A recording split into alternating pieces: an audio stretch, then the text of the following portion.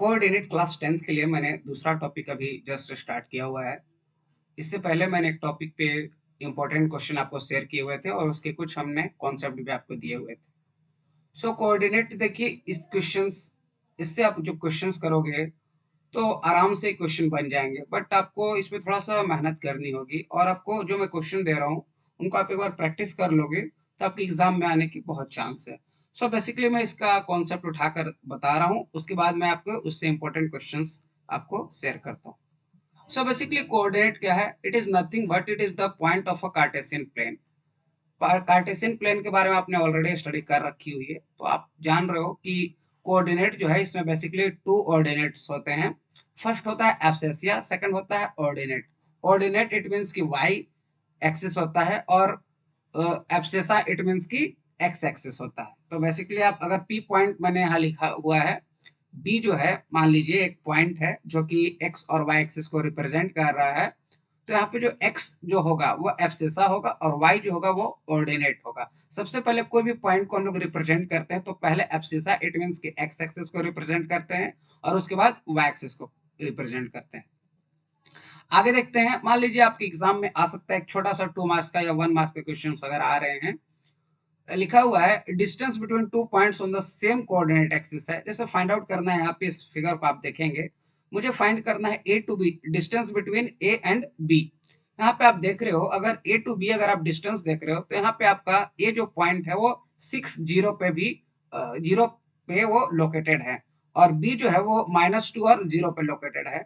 सो यहाँ पे अगर डिस्टेंस बिटवीन ए बी देखेंगे तो 6 माइनस उसके बाद फिर से -2 करेंगे तो 8 यूनिट होगा। सिमिलरली अगर मैं CD फाइंड आउट करता हूं तो यहाँ पे 12 यूनिट्स होगा। आप इस तरह से डिस्टेंस बिटवीन टू पॉइंट्स आप लिख सकते हो। नेक्स्ट है distance between two points using Pythagoras theorem. यहाँ पे अगर पाइथागोरस थ्योरम आप लगाओगे तो यहाँ पे देख लो, यहाँ P और Q दो पॉइंट्स हैं।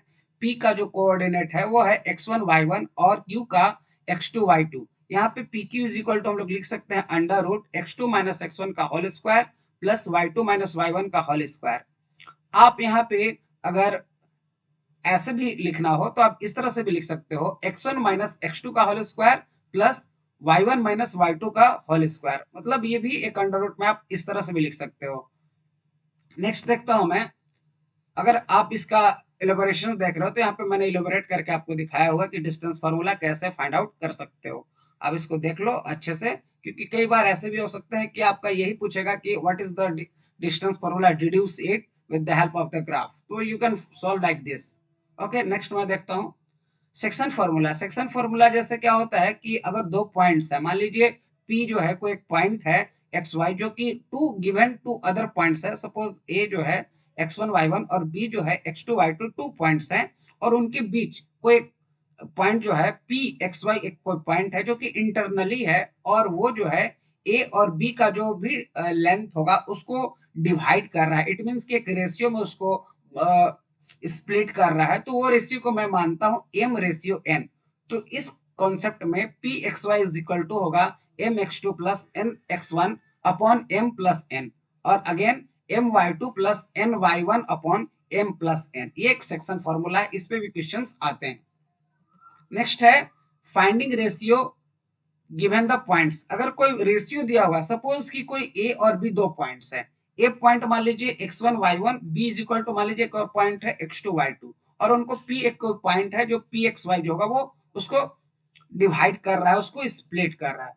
तो ऐसे कॉन्सेप्ट में आपका जो होगा वो रेशियो आपको खुद से मानना है और वो रेशियो बोलना है k:1। यहाँ पे k जो होगा आपको फाइंड करना और with the help of k जो है आप फाइंड कर सकते हो दोनों का रेशियो क्या होगा। तो उस कॉन्सेप्ट में अगर आप केवल किसी एक कोऑर्डिनेट के लिए फाइंड करोगे तो आपका आराम से फाइंड कर सकते हो। यहाँ पे जो है मैंने यहाँ पे आपको लिख के दिया हुआ है फॉर्मूला, आप कैसे आप इसको अप्लाई करोगे आप देखो और आगे बढ़ते हैं। चलिए, मिड पॉइंट थ्योरम जो है सेम मिड पॉइंट थ्योरम है कि टू पॉइंट्स हैं, ए एक पॉइंट है x1 y1, बी एक अनदर पॉइंट है x2 y2 और p एक कोई पॉइंट है जो कि उनके बीच में है, ए और बी के बीच में है और जो है x और y उसका पॉइंट दिया हुआ है। तो चूंकि यहाँ पे बोल रहा है mid point, mid it means कि एक मिड में है, मतलब p जो पॉइंट है वो a और b के बीच में है। सो बेसिकली यहाँ पे जो m1 और m2 जो रेशियो होगा वो क्या होगा, वन वन के रेशियो में उसको डिवाइड करेगा, उस लाइन को वन वन के रेशियो में डिवाइड करेगा। तो ऑन दैट वेस हमें क्या करना होगा, पी एक्स वाई के लिए लिखना होगा x1 प्लस x2 अपॉन 2 और y1 प्लस y2 अपॉन 2। इस तरह से मुझे मिड पॉइंट थ्योरम का यूज करना है। नेक्स्ट है centroid of a triangle. Centroid of the triangle जो है, सपोज दैट कि आपका 3 पॉइंट्स है, ए बी सी जो है 3 पॉइंट्स है, और ये तीनों इस तरह से हैं कि वो कोलिनियर नहीं है। इट मींस कि एक ही लाइन में नहीं है, वो डिफरेंट डिफरेंट पॉइंट्स जो है डिफरेंट डिफरेंट प्लेस पे होगा। ऐसा नहीं कि उनसे होकर एक स्ट्रेट लाइन खींचा जा सकता है। Collinear it means 3 points are said to be collinear from which we can draw a single line. But यहाँ पे ऐसा नहीं है। अगर 3 पॉइंट्स डिफरेंट डिफरेंट होंगे तो एक ट्राइंगल का फॉर्मेशन होगा। ऑन दैट बेसिस मुझे फाइंड करना होगा एक पी पॉइंट जो कि सेंट्रॉइड होगा, और P X Y is equal to जो होगा वो होगा x1 plus x2 plus x3 upon 3 again y1 plus y2 plus y3 upon 3। इस तरह से आपको सेंट्रॉइड फाइंड करना होगा। नेक्स्ट देखिए, कोलिनियरली के लिए अभी आपको मैंने बताया हुआ था कि अगर 3 पॉइंट जो होंगे उनसे केवल एक ही लाइन खींचा जा सकता है। तो ऐसे कॉन्सेप्ट में मैं बोलूंगा कि ए बी सी और जो होंगे ये 3 जो पॉइंट्स होंगे ये कोलिनियर बनाएगा। इसमें क्या होता है कि A B plus B C अगर आप देखोगे ना तो वो ए सी की इक्वल हो जाएगा। इस तरह से हम उसको फाइंड करके जान सकते हैं कि हाँ डिस्टेंस क्या है उनके बीच। सो बेसिकली जो होगा द एरिया ऑफ ट्राइंगल जो होगा वो फॉर्म बाय 3 कोलिनियर पॉइंट्स जो होते हैं वो 0 हो जाते हैं। ये भी आपको समझना होगा। चलिए नेक्स्ट मैं देखता हूँ।